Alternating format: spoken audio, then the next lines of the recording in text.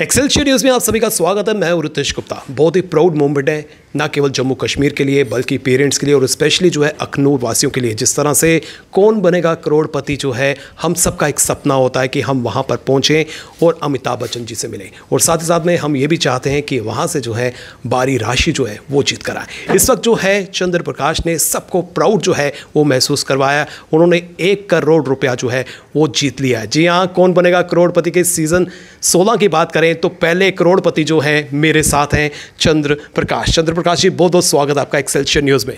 Thank you sir, thank you so much. और मैं सभी अखनूर की जनता का और पूरी जम्मू कश्मीर की जनता का थैंक्स कहूँगा। उन्होंने बड़े मोटिवेटिंग मुझे मैसेजेस भेजे, तो थैंक्स टू ऑल। तो कैसा लगता है? सबसे पहले तो पैसे जीत कर तो सबको खुशी होती है, लेकिन मैं ये जानना चाहता हूँ कि big star, mega star Amitabh Bachchan ji से मिलकर कैसा लगा?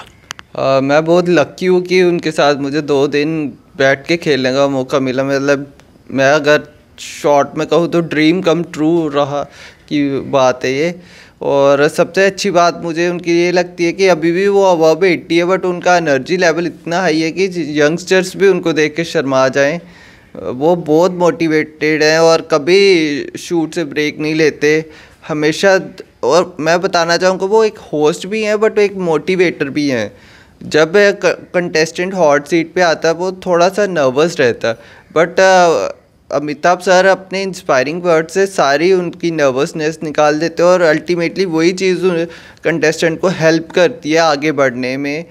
क्योंकि फोकस आदमी अच्छे से करने लग पड़ता है फिर, तो बहुत मोटिवेटिंग। और शायद उनकी फ़िटनेस का सबसे बड़ा राज है कि वो रेगुलर एक्सरसाइज करते हैं। वो भी इतनी अबव 80 है बट वो रेगुलर एक्सरसाइज करते हैं। उनका खाना बहुत सिंपल है, तो मैं बहुत इंस्पायर हुआ अमिताभ सर से। अमिताभ सर से जो है काफ़ी इंस्पिरेशन जो है देशवासियों को मिलती है, और अब जो है आपसे भी जो है जम्मू वासी, अखनूर के वासी विशेष प्रकार से जो है इंस्पायर होंगे। वो भी जो है आपके नक्शे कदम पर चलना चाहेंगे। मैं आपसे ये जानना चाहता हूँ, क्या कोई नर्वसनेस थी? जिस तरह से इतने बड़े प्लेटफॉर्म पर पहुँचना, तो कुछ घबराहट होती है? सबसे पहले तो मैं बताना चाहूँगा मैं MS धोनी का बहुत बड़ा फ़ैन हूँ, और शायद उन्हीं का कुछ फ़ैन हूँ और उन्हीं का कुछ मंत्रा था जो थोड़ा मैं काम रख पाया अपने आप को। और मैं बताना चाहूँगा KBC बैटल ऑफ नॉलेज से ज़्यादा बैटल ऑफ नर्व्स है। अगर आप अपनी नर्व्स पे कंट्रोल कर लेते, स्पेशली कुछ क्रूशल मोमेंट्स में, आई थिंक 5-6 सेकेंड्स की वो गेम होती है, अगर आप उस पर अपने आप को काम रखते और फोकस रखते हैं पूरा, तो मुझे लगता है अगर फास्टेस्ट फिंगर फर्स्ट क्लियर हो जाएगा आपको। और अगर एक बार आपका फास्टेस्ट फिंगर फर्स्ट क्लियर हो गया तो आप अच्छे से आगे खेल सकते हैं। जिस तरह से इस गेम की बात करें, इस गेम में कई पड़ाव हैं और हर पड़ाव में जो है आपको बेहतरीन जो है प्रदर्शन करना है, टाइम का जो है बेहतरीन ख्याल रखना है, सब कुछ मैनेज करना है, और माइंड जो माइक्रो सेकेंड में जो है डाइवर्ट हो जाता है, किस तरह से जो है आपने माइंड को कंट्रोल रखा कि आप जो है अपनी गेम में ही टोटली फोकस कर सकें? बस यही होता है कि काम रखना अपने आप को। डीप ब्रीथिंग थोड़ी वहाँ काम आती है अपने आप को काम करने में, और बस यही फोकस रखना बहुत ज़रूरी है। 3 राउंड होते हैं। सबसे पहले आता है फास्टेस्ट फिंगर फर्स्ट, उसके बाद एक जल्दी 5 वाला राउंड होता है, और जो उन दोनों को क्लियर कर जाता है तो वो हॉट सीट तक पहुंच जाता है।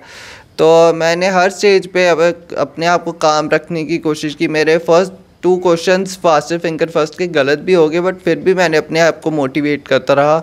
और मैं कहना चाहूँगा कि कंपेनियन जो आपके साथ गया होता है उसका भी रोल होता है कि वो अगर आपको मोटिवेट करता रहे तो आप अच्छे से कर सकते हो आगे। तो बस अच्छा ही गया मेरा। लाखों लोग जो है प्रयास करते हैं कि वो वहाँ पर पहुँचें, उस मंच पर पहुँचें, और कई सालों से जो है वो तपस्या कर रहे होते हैं, कई सालों से जो है ट्राई कर रहे होते हैं, लेकिन मौका कुछ ही लोगों को मिलता है। और मौका मिलने के बाद भी जो है कुछ चुनिंदा लोग होते हैं जो हॉट सीट तक पहुँचते हैं। पूरी जर्नी को किस नज़रिए से आप देखते हैं? मैं बताना चाहूँगा कि मैं लगातार 5-6 सालों से प्ले अलॉन्ग खेलता हूँ, और उसको पैशन के साथ खेलता हूँ। डेडिकेशन लगाई है मैंने पूरी, और 5-6 साल खेलने का नतीजा ये हुआ कि मुझे 1-2 बार ऑडिशन की कॉल भी आई, बट मेरी फाइनल सिलेक्शन नहीं हो पाई थी। बट इस बार राउंड मैंने 1 हफ्ता प्ले अलॉन्ग खेला, और नेक्स्ट 2-3 डेज़ में ही मुझे ऑडिशन की कॉल आ गई, और थैंकफुली मैंने ऑडिशन भी क्लियर कर लिया।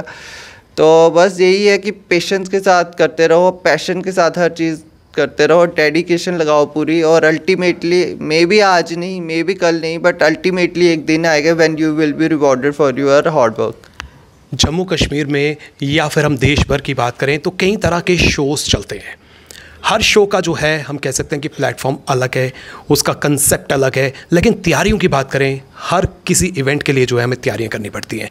पर्टिकुलर इस शो की बात करें, इस शो के लिए आपने कितनी तैयारियां की, और जो आप यूपीएससी की तैयारी कर रहे हैं कितनी वो जो है फ्रूटफुल साबित हुई इस इवेंट के लिए?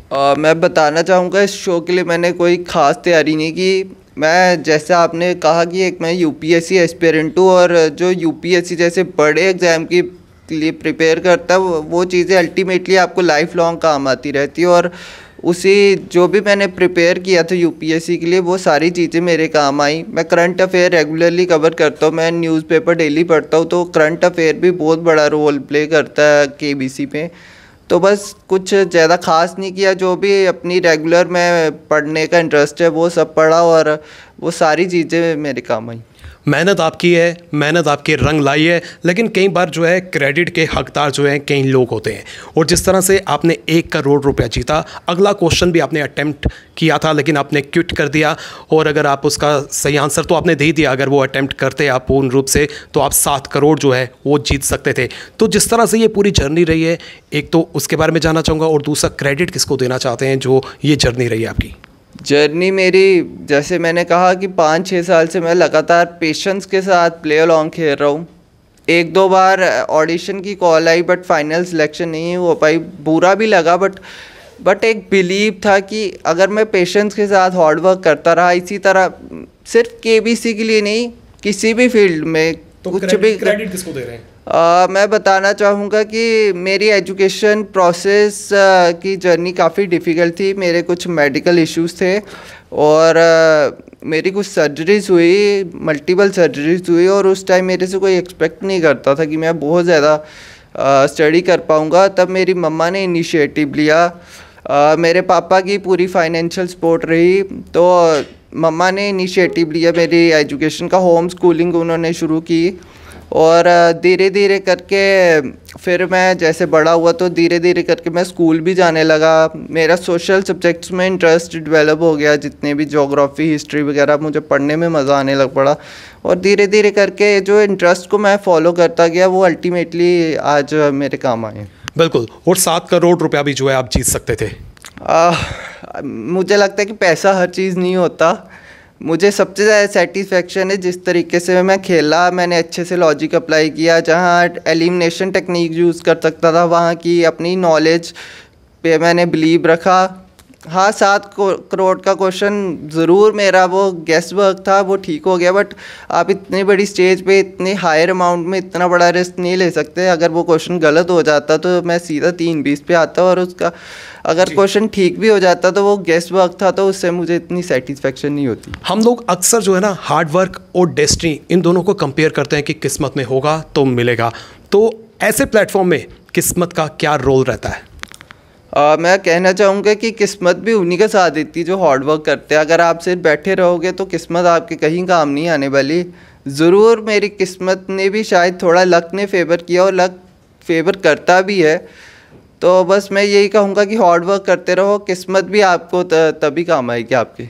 अब जो युवा आपको देख रहे हैं, जो युवा सपना लेते हैं कि वो भी ऐसे बड़े मंच पर पहुँचे, उन्हें आप क्या सलाह देना चाहते हैं, क्या टिप्स देना चाहते हैं? बस मैं ये कहूँगा कि हार्ड वर्क करते रहो, अपने आप पे बिलीव रखना, अपने आप को मोटिवेट करते रहना, क्योंकि बहुत बार ऐसा होगा कि हम हार्ड वर्क करेंगे बट हमें सक्सेस फिर भी नहीं मिलेगी। बट उस टाइम भी अपने एफर्ट्स को वैल्यू करना, अपने हार्ड वर्क पे बिलीव रखना बहुत ज़रूरी है। और अगर आप पेशेंस के साथ हार्ड वर्क करते रहोगे, और मैं एक बात कहूँगा कि रिज़ल्ट हमारे हाथ में नहीं है। अगेन हम सिर्फ अपनी बेस्ट ट्राई कर सकते हैं। मे भी किसी दिन सक्सेस मिलेगी, मे भी किसी दिन नहीं मिलेगी, बट अपने आप को मोटिवेट करते रहना बहुत ज़रूरी है, और पेशेंस के साथ हार्ड वर्क करते रहना बहुत ज़रूरी है, और अल्टीमेटली एक दिन आएगा जब आपको सक्सेस मिलेगी। बिल्कुल, उस दिन का जो है हमें इंतज़ार भी करना चाहिए, और वो दिन आए उसके लिए हमें मेहनत भी करनी चाहिए। आखिर में मैं आपसे ये जानना चाहता हूँ, आपकी एम क्या है, लक्ष्य क्या लेके चल रहे हैं लाइफ का? मुझे चैलेंजेस लेना बहुत पसंद है। अगर चैलेंजेस नहीं हो तो मुझे लगता है लाइफ मज़ा भी नहीं आता। तो एक चैलेंज मेरा था कि केबीसी की हॉट सीट तक पहुंचना। अगला शायद मैं यूपीएससी की अब अटेम्प्ट करूंगा। मैंने जम्मू कश्मीर एडमिनिस्ट्रेटिव सर्विस का पहले भी एग्ज़ाम दिया और मैं सोच रहा हूँ कि अब मई में मैं यूपीएससी का भी अटेम्प्ट करूँ और बस अपनी तरफ से बेस्ट ट्राई करनी है। केबीसी का कौन सा ऐसा पल है जो आप चाहकर भी भुला नहीं सकते? शायद डेफिनेटली जब एबी सर ने, जब मैंने 1 करोड़ का आंसर ठीक दिया और एबी सर ने मुझे कस के गले लगाया, तो वो स्पेशल मोमेंट था और वो मैं कभी भूल नहीं पाऊंगा। मैं ये भी जानना चाहता हूँ क्योंकि अलग अलग राज्यों से जो है यहाँ पर पार्टिसिपेंट्स आए थे, ठीक है, तो जब आपकी मुलाकात उनसे हुई तो कुछ लग रहा था कि वो मुझसे ज़्यादा बेटर है या ये मुझसे कम है, कुछ ऐसा माइंड में आता है? ये अननेसेसरी प्रेशर होता है। अगर कोई ऐसे सोचेगा तो एक्स्ट्रा बर्डन ही अपने ऊपर डालेगा। अपनी सबसे इम्पॉर्टेंट है अपने आप पे बिलीव रखना, अपनी नॉलेज पे बिलीव रखना, जो भी आपने पढ़ा उस पे बिलीव रखना। ऐसी एक्स्ट्रा चीज़ें दिमाग में लाने का कोई फ़ायदा नहीं है, वो एक्स्ट्रा बर्डन ही बढ़ाएगा आप पे। बस मैंने ऐसा कुछ नहीं सोचा, बस अपने नॉलेज पे बिलीव किया और अल्टीमेटली मैं सक्सेसफुल हुआ। बहुत बहुत शुक्रिया, आपने हमें समय दिया। और कहते हैं कि निरंतर जो है हमें प्रयास करते रहना चाहिए, हार्ड वर्क करते रहना चाहिए और डेस्टिनी भी तभी आपका साथ देगी अगर आप मेहनत करेंगे। और जिस तरह से केबीसी के मंच पर पहुंचना ही एक बहुत बड़ी बात है और वहां से करोड़पति बनना, उस पर हम कहते हैं कि सोने पे सुहागा है। और जिस तरह से चंद्र प्रकाश ने जो है न केवल अपने माता पिता का नाम रोशन किया बल्कि जम्मू कश्मीर को जो है प्राउड महसूस करवाया है। सेलिब्रेशन जो है अभी भी जारी है और माता पिता जो है बहुत ही प्रसन्न नज़र आ रहे हैं इस वक्त। माता जी मेरे साथ हैं, कैसा लगा जब आपको पता चला कि आपका बेटा जो है 1 करोड़ रुपया जीत चुका है और आप भी जो है उस पल अपने बेटे के साथ ही, कैसी फीलिंग थी उस समय? खुशी तो जैसे हर पेरेंट्स को होती है, मुझे भी बहुत खुशी हुई। मैं माँ हूँ, मुझे भी बहुत खुशी हुई क्योंकि मुझे तो इस बात की भी बहुत खुशी थी कि क्योंकि इसने बहुत ज़्यादा स्ट्रगल किया है अपनी लाइफ में, बहुत ही ज़्यादा किया। तो उस टाइम ऐसे मुकाम पे पहुंचना, इतनी ख़राब सिचुएशन के बाद वहाँ तक पहुंचना और फिर 1 करोड़ रुपया जीतना, बहुत मेरे लिए बहुत प्राउड का मोमेंट था। जैसे कि 2 दिन जो है वो अमिताभ बच्चन जी के साथ रहे, आप भी संभवतः रही, तो कैसा मोमेंट था, कैसी फीलिंग आ रही थी आपको? पहले दिन तो हमें सपने जैसा लग रहा था। एबी सर को हमने कभी देखा नहीं है, तो वहाँ पे उनको सामने देखना हमें सपने जैसा ही लगता रहा। लेकिन दूसरे दिन हमें बिलीव हो गया कि ये सर ही हैं, इनसे हम बात कर सकते हैं और हम इधर आए हुए हैं और इनके सामने ही बैठे हैं। कहा जाता है कि एबी सर जो है काफ़ी डाउन टू अर्थ हैं। बिल्कुल बिल्कुल। मैं जैसे ही मेरे आंसू आ गए थे, जैसे ये 1 करोड़ जीता, मैं नीचे गई तो उनको मुझे देख के भी ऐसे लग रहा था कि उनको दुख हो रहा है कि मैं क्यों रो रही हूँ। फिर भी वो उन्होंने मुझे देखा रोते और फिर वो मुझे अपनी चेयर तक छोड़ने गए। इतना उनको हो रहा था कि ये रो रही है इसलिए उसको छोड़ने जाना है। तो काफ़ी अच्छा एक्सपीरियंस रहा आपका। बहुत अच्छा, बहुत अच्छा। कहते हैं कि माता पिता के बिना कुछ भी संभव नहीं होता और जितना माता का रोल होता है उतना ही पिता का रोल होता है मोटिवेशन के लिए। आपने घर बैठकर जो है अपने बेटे को मोटिवेशन दी, तब जाकर वो जो है वहाँ पर पहुँचा। कैसा लगा सबसे पहले आपको? सर ये बहुत मोमेंट है हमारे लिए, प्राउड मोमेंट है हमारे लिए।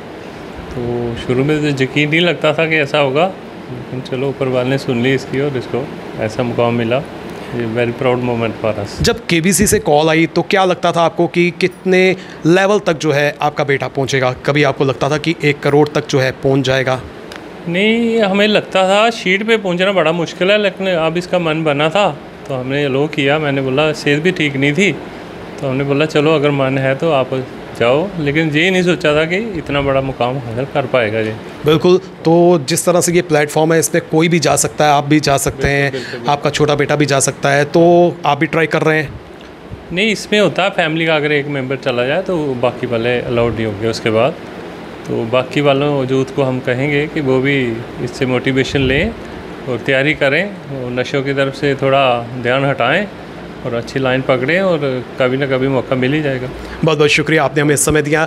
बच्चे जो हैं देश का भविष्य हैं और बच्चों को अगर सही दिशा दी जाए तो वो निस्संदेह अपने मुकाम को हासिल कर सकते हैं। और कहीं ना कहीं जो है चंद्र प्रकाश को जो ये क्रेडिट मिल रहा है, जो उनकी मेहनत है वो रंग लाई है। लेकिन पेरेंट्स की बात करें तो पेरेंट्स का, फैमिली का, उनके फ्रेंड्स का जो है एक अहम रोल जो है वो रहता है। फिलहाल नितिन कनोत्रा और मुझे यानी रितेश गुप्ता को दीजिए इजाज़त और आप देखते रहें एक्सेलशियर न्यूज़।